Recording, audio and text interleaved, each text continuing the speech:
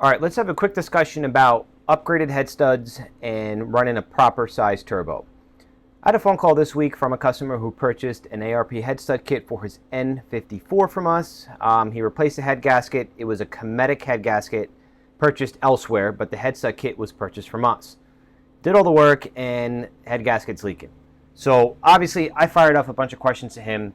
My first question was, who built the engine? He did it himself. Next question, what'd you deck off the head?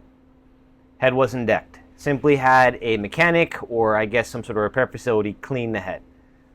First mistake, you can't do that. You shouldn't do that. It's a labor-intensive job to pick up the head to begin with, whether it's going to be in the car or an engine out. So at this point, you might as well find the machine shop and just deck the head.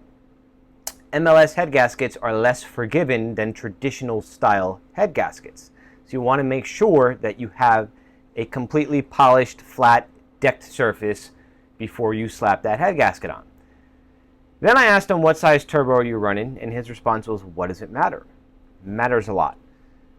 I'm going to try to dumb this down to an elementary version that most can understand.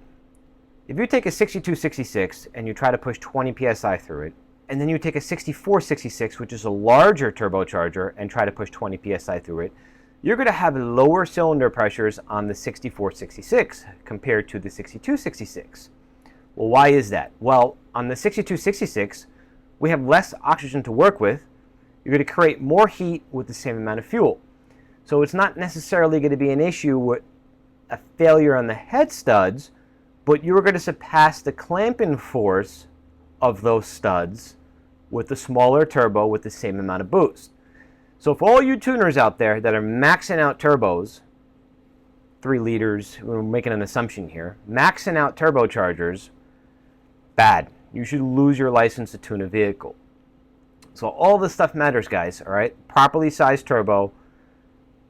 When it comes down to the head studs, I asked a lot of questions on who did the work, because my next question was, are you 110% positive that all the bores for the studs on the block side were properly cleaned before you inserted the studs?